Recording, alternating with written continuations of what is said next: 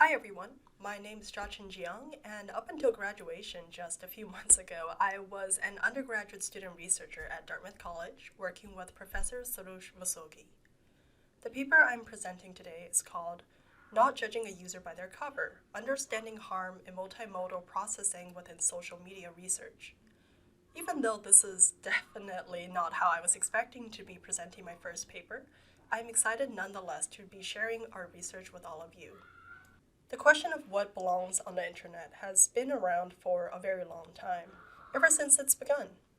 But it's especially important with the explosive rise of social media. Anyone who has ever tried, and I'm putting the emphasis here on tried, to read the comments on a news article knows that it's pretty much impossible to have a good conversation on the internet. So much bad stuff is getting posted that humans can't deal with it all. Algorithmic systems have stepped in, and in some ways, that's great news.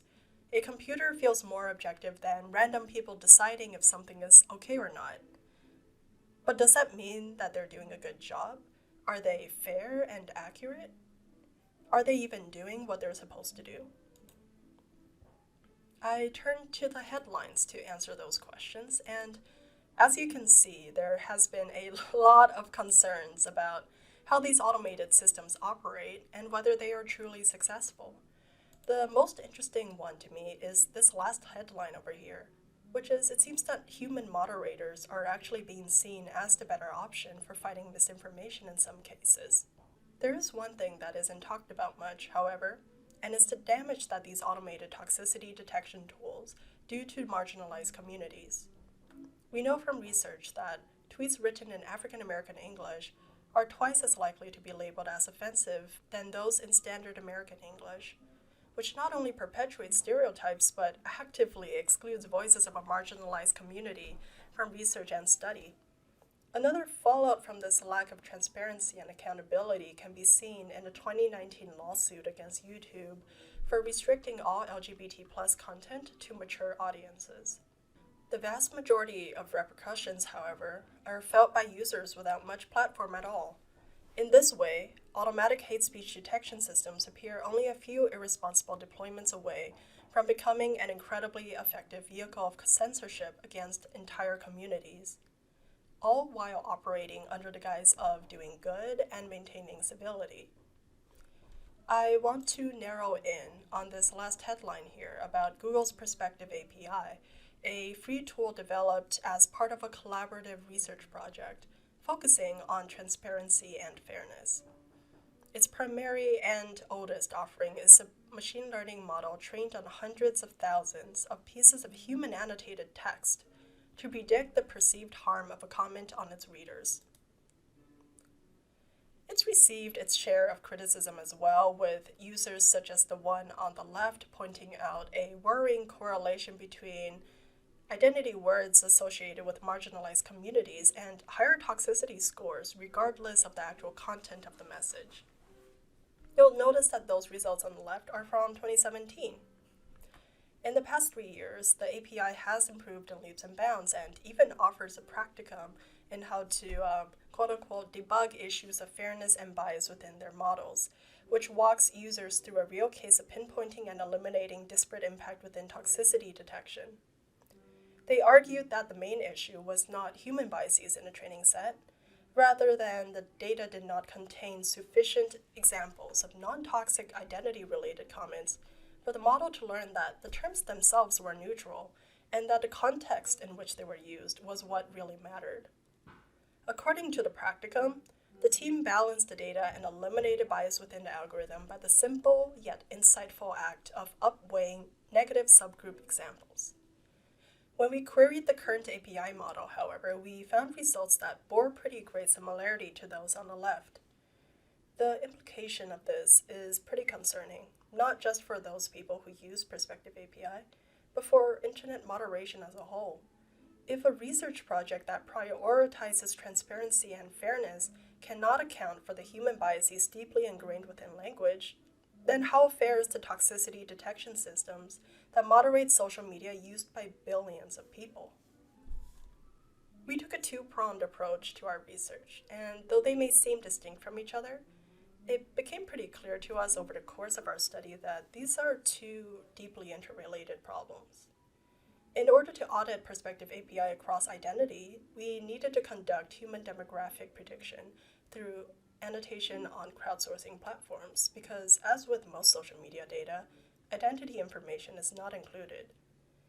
But we wanted to do it in a way that, and I'm not going to say perfect because I don't think there is a perfect way to conduct this kind of research, but we wanted to do it thoughtfully, with reasoning behind our choices and our experiment design, even when it was about data annotation. We conducted A/B testing using 100 Twitter accounts scraped from the TweetPie stream in real time.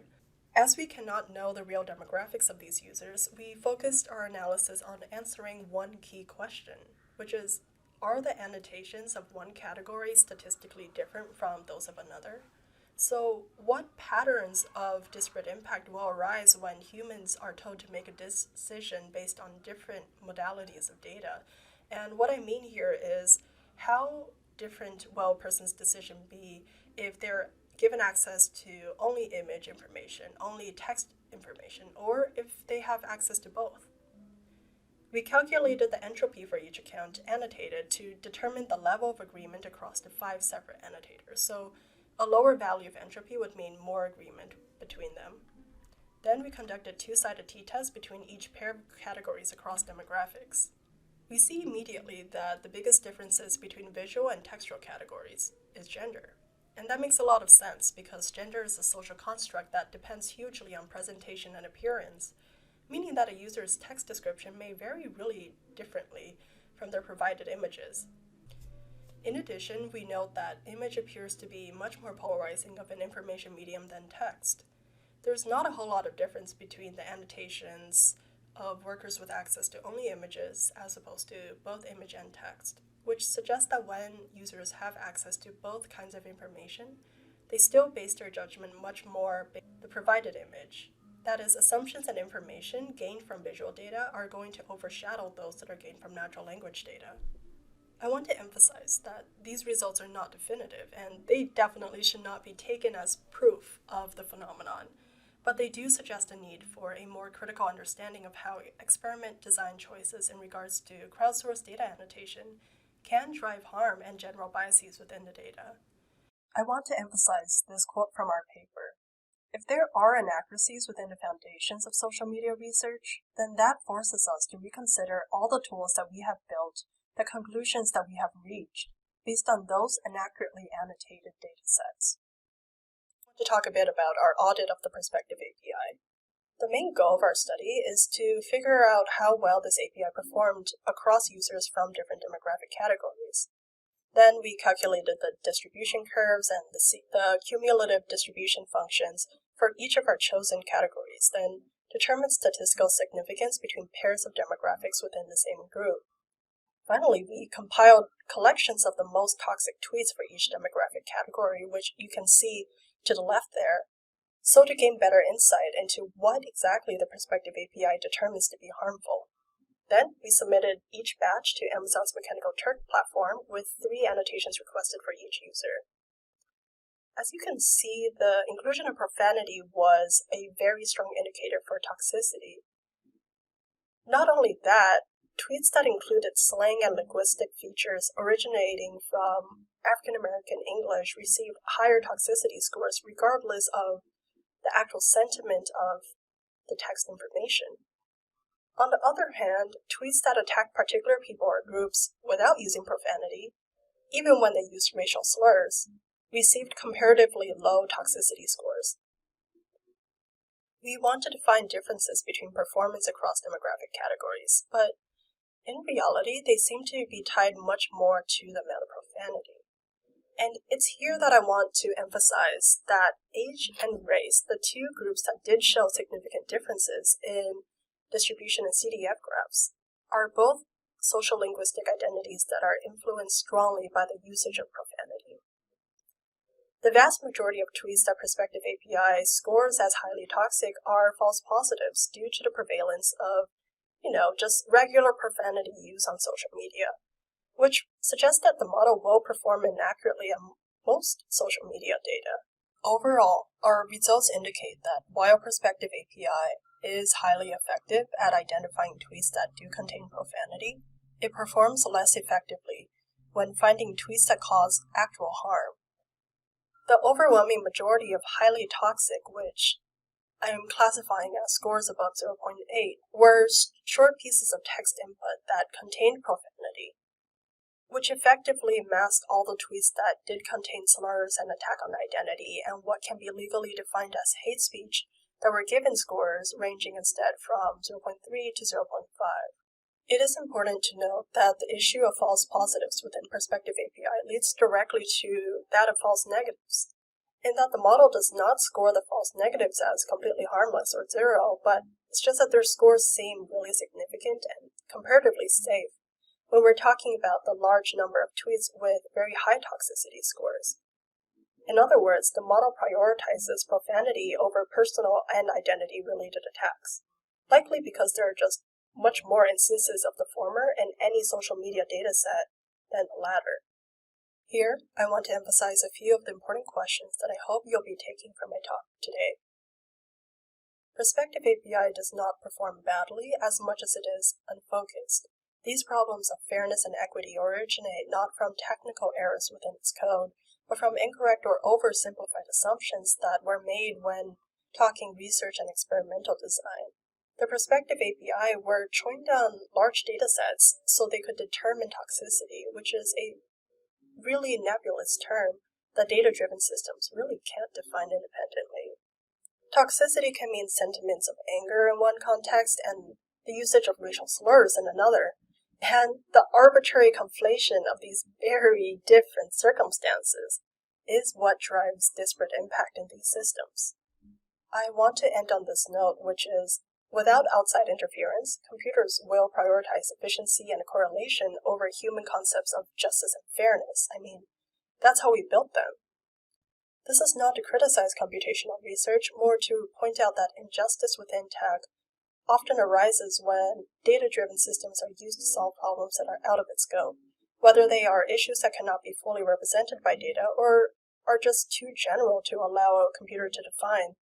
Technology is most effective when it attempts to solve specific and well-defined problems.